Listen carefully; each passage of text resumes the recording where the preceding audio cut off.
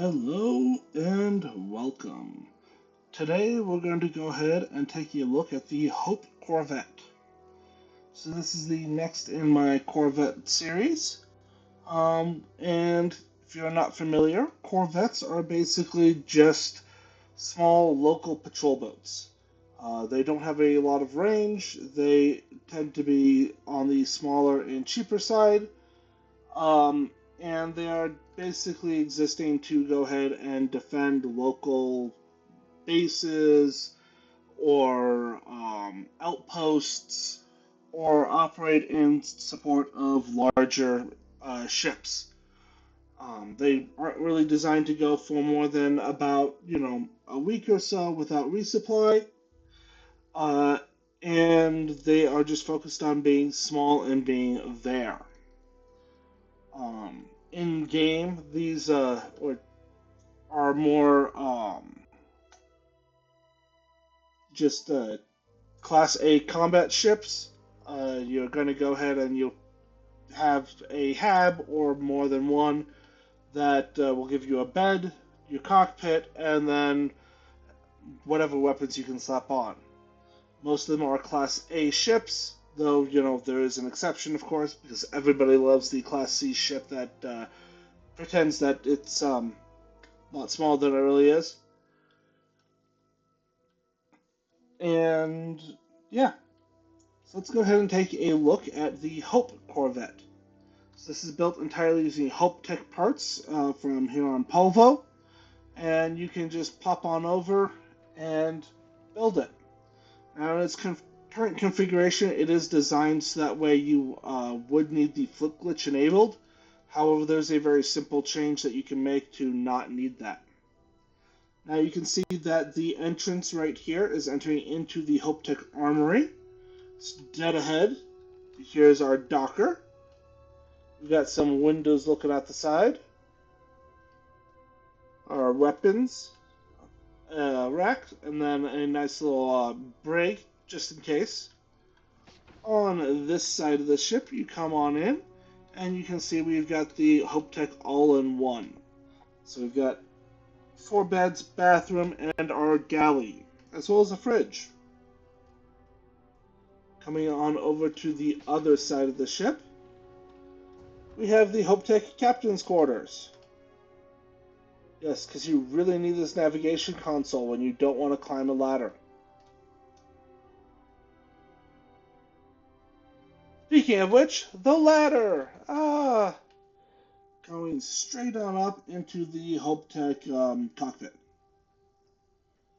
And I forgot the name of the cockpit off the top of my head, but we'll find out soon enough. And that's the ship. Nice and simple.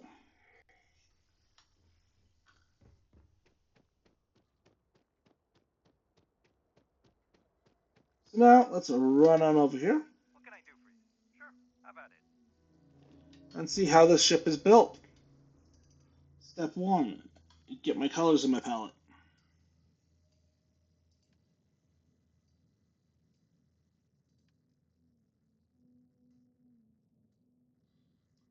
As you can see, I chose blue, gold, and black. That's kind of my 3 colors. So the note that I want to make is right here inside this radiator, I have the shield and the fuel tank. This is the only flip glitch that you actually need to do on this ship. If you don't want to do this flip glitch,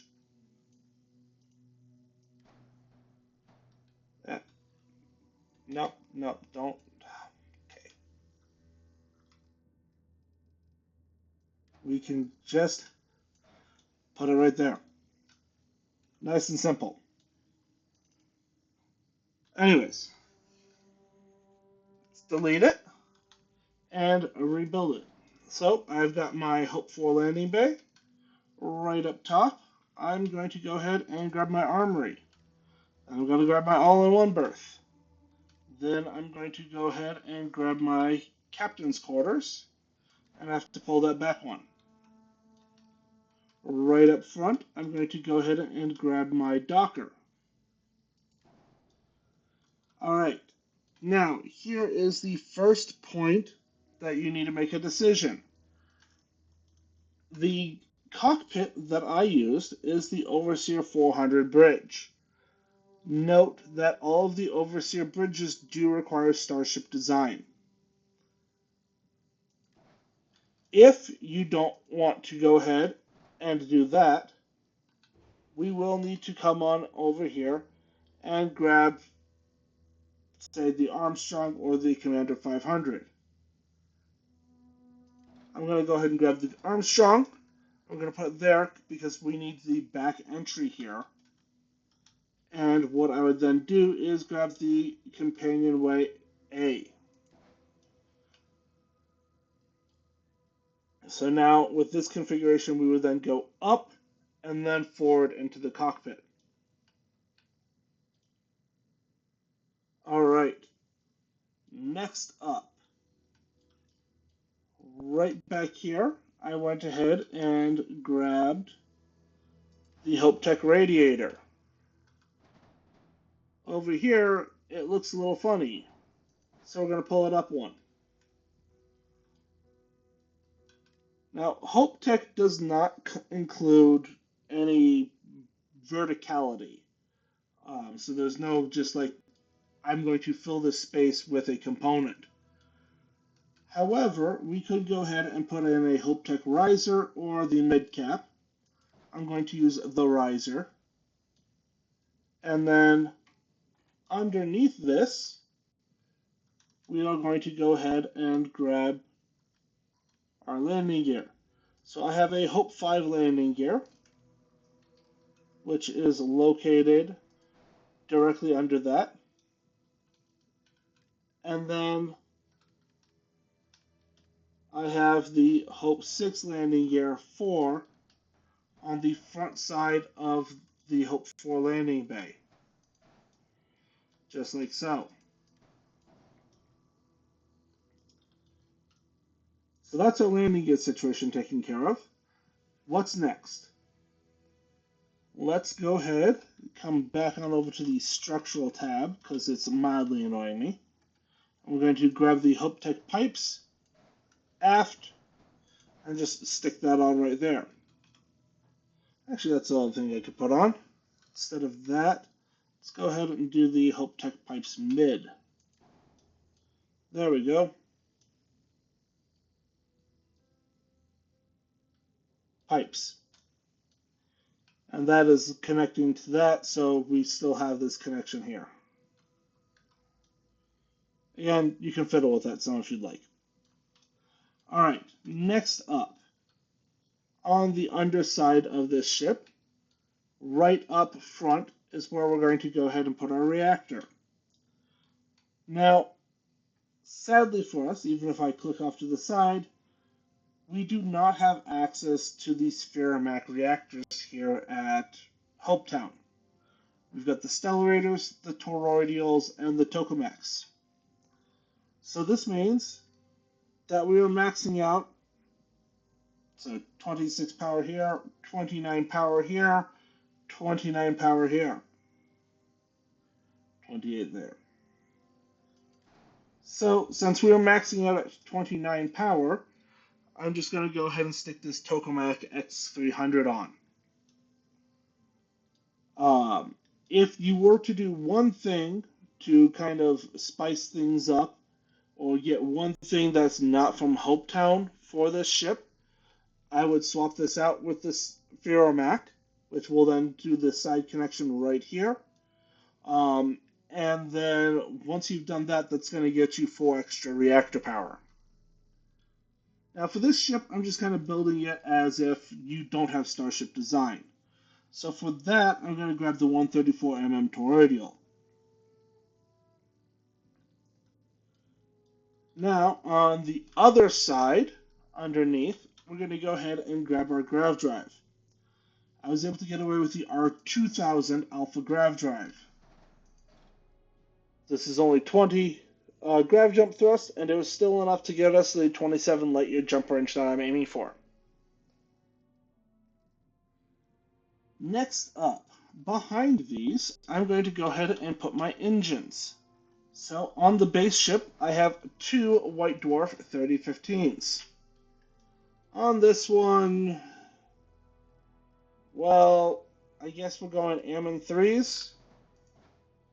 I'm not overly happy with the Ammon engines, though. All right, what's next?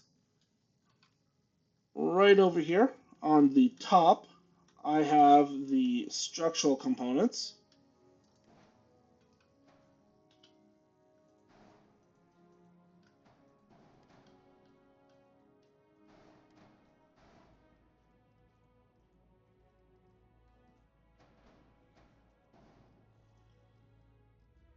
Just like so.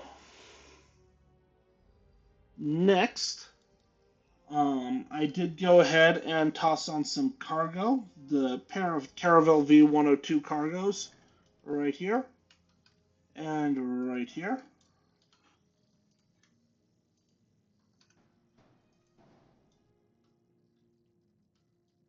Next up, coming back on over to the structural components, I have portholes right up front here. I have the nose B, which fits right there, and note you do not need to flip that into place at all.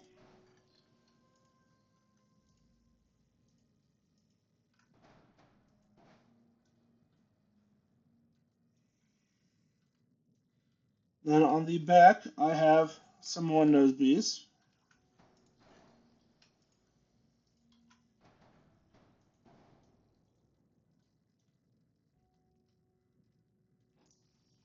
And from here, let me just double check. That is all the pieces short of the weapons. So before we look at adding the weapons, let's go ahead and compare these ships. So the Starship Design Rank 4 ship has 790 cargo. Oh, I still need to add my shield and my fuel. That's what I was missing. Alright, shields. SG60. And then over here, we'll grab the SG30. And then fuel tanks. Over here, I have the H10 Atlas tank. You could go with a smaller fuel tank if you wanted. I just decided not to. And then we'll just grab the Titan 550. There we go. Alright, that looks a lot better. Now then, let's delete this one. So you can see we're sitting at 93 mobility. That is going to drop a little bit more as we add the weapons because that is still a noticeable change in mass when you've got this little. 860 shield. We do have that 180 top speed because of the White Dwarf engines. So overall, it's a nice little ship. However, let's look at the no starship design. Oh boy, that is not good. So if we were to go ahead and delete that and stick another engine on,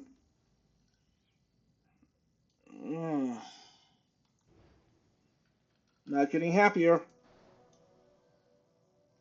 Alright, so with 4 engines on, and we could do something like this, or we could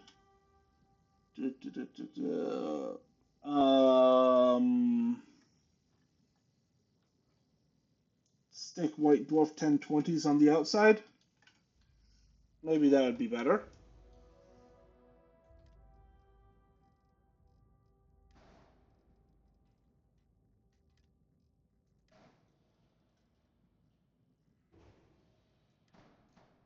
Yeah, I would do something like this for...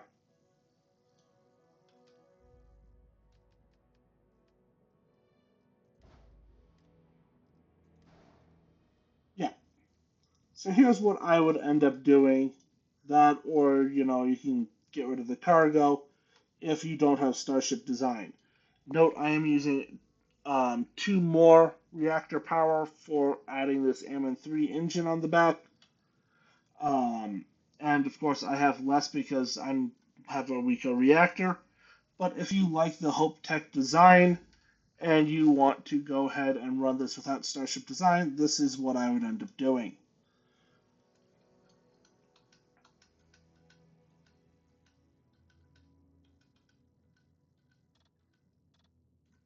Alright,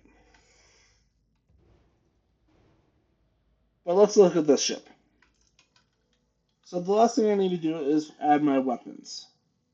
Now, I was debating about what to do, and if you've watched my last video, you will see that I went out configured without auto weapons, and I found that to be fairly effective. So this time, I'm going to go with the PBO50 auto proton beam and the Vaporizer 35 MEV auto proton beam, and see how it performs with auto weapons versus non-auto weapons.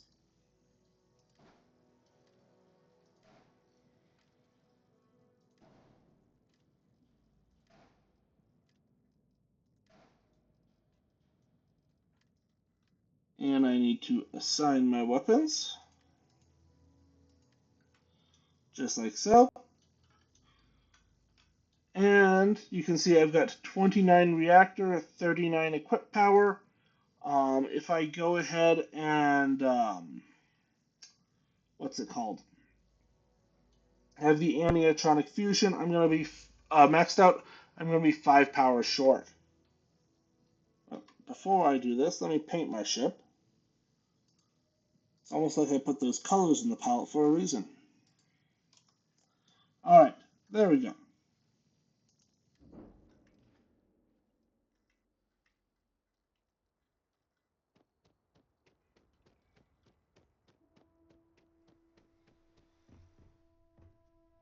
Oh, let's hop on in, take off, and see how it performs.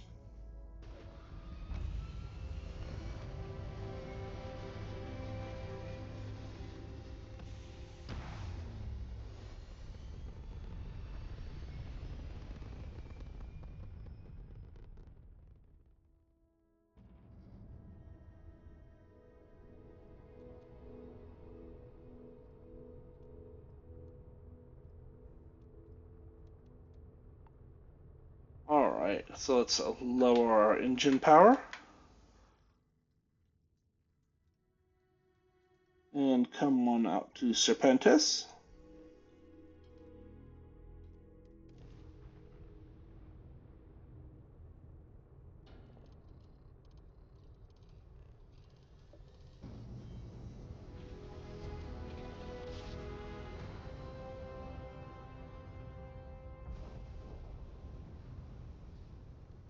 And I'll reapply our engine power. And see if there's anybody here to party with.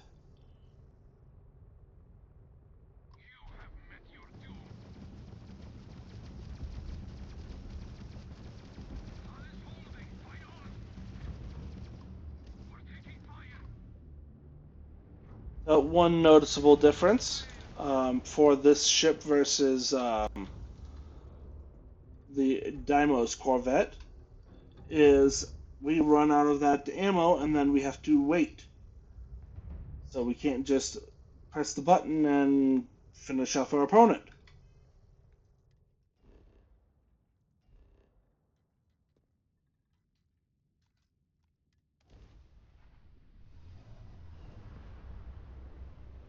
Let's go ahead and check out another encounter.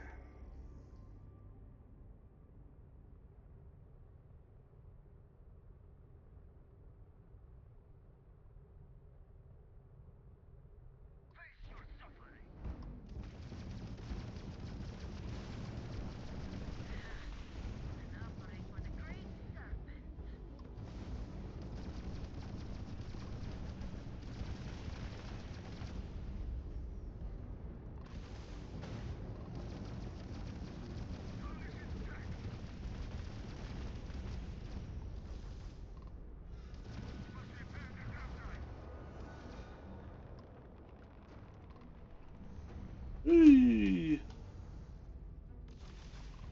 So we are still maneuverable enough that we don't necessarily have to kite, as long as you're paying attention to where your opponents are.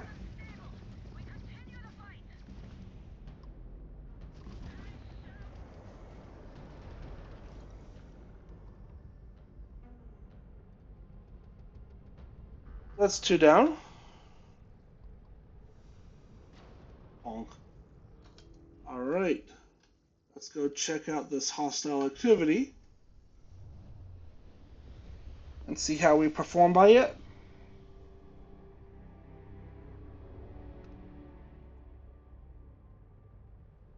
We have 3 enemy ships, it looks like.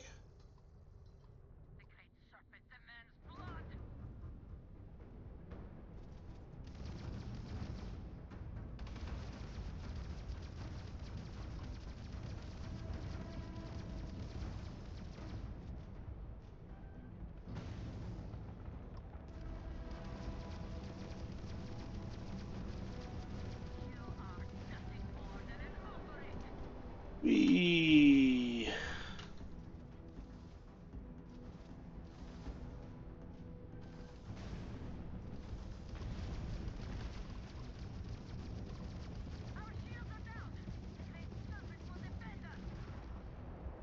Alright, that is 2 down.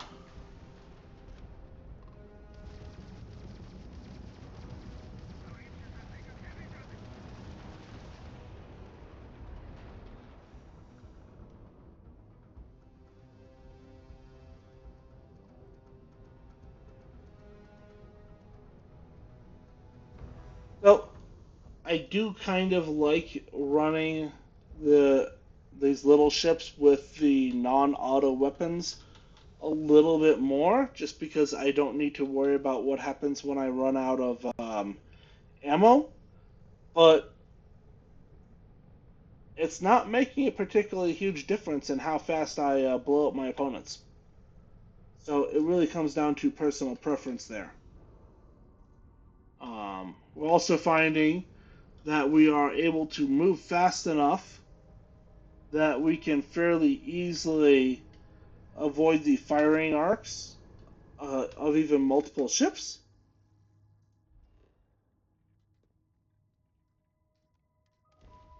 So, unlike many of my previous Class A ships, we are not obligated to go ahead and fight from a distance until, they're basically dead or we can one-on-one somebody. We can actually get up close and just start blasting.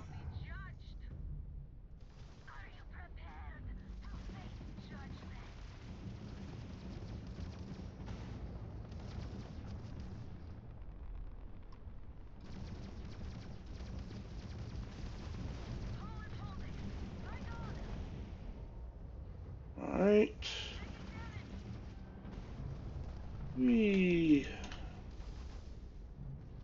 Alright, these revelations tended to be ships that gave me problems in the past because they do a reasonable amount of damage in a bursty manner. So,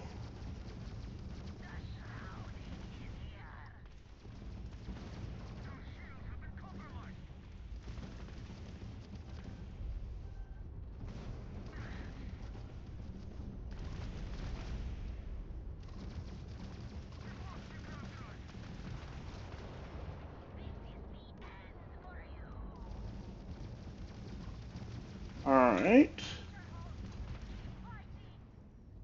And I haven't taken any hull damage, despite not making any real attempts to go ahead and keep my range. And that was a 3-on-1. So,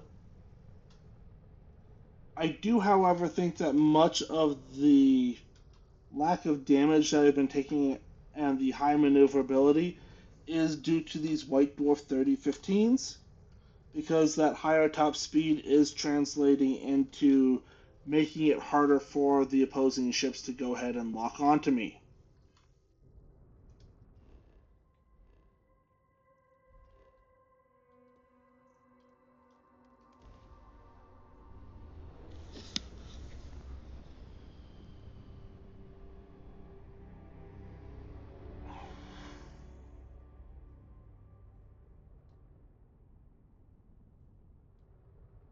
So we'll give this another planet or two to see if we run into anything that we struggle with.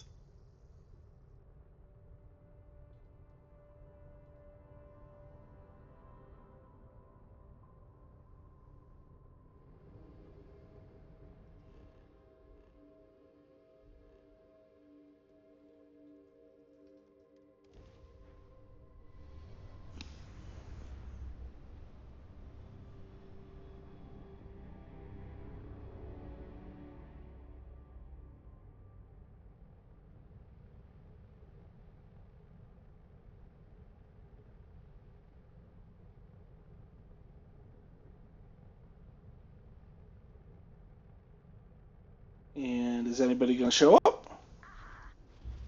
There we go. Prophecy 3. 1 Prophecy 3.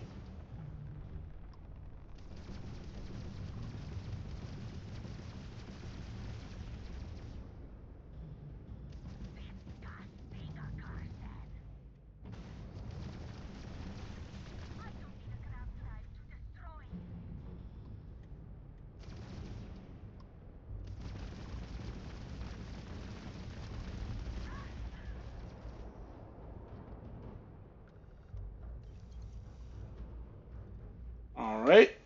I was hoping for more of a challenge than that.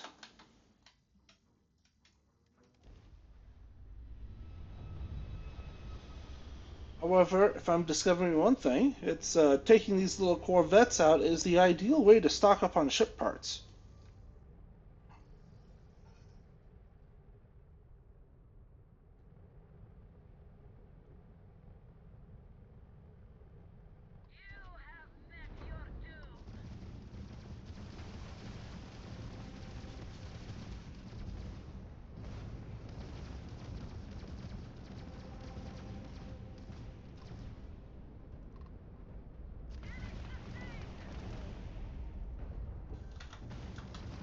Took out their engines. And a eulogy. Whee!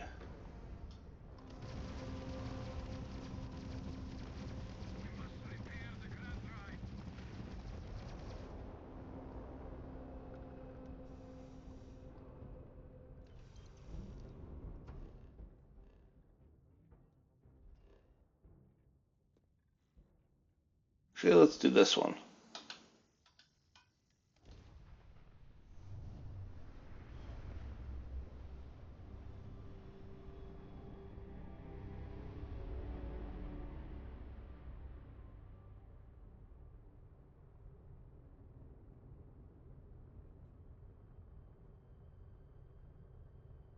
Give the opponents a minute to show up. Ooh, a Vigil 2. Ooh, 3 of them.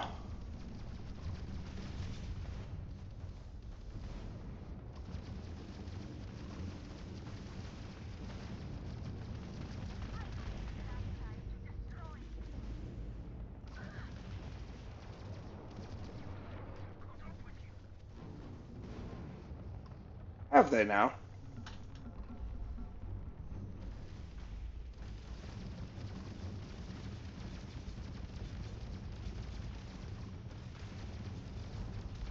Oh! Almost ran into you there, buddy.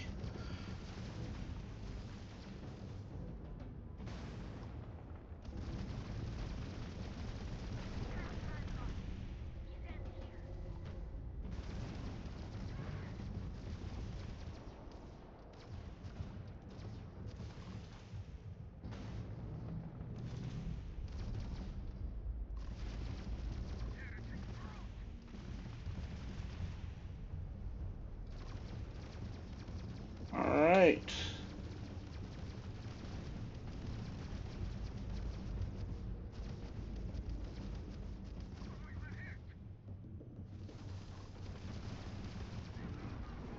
And there we go.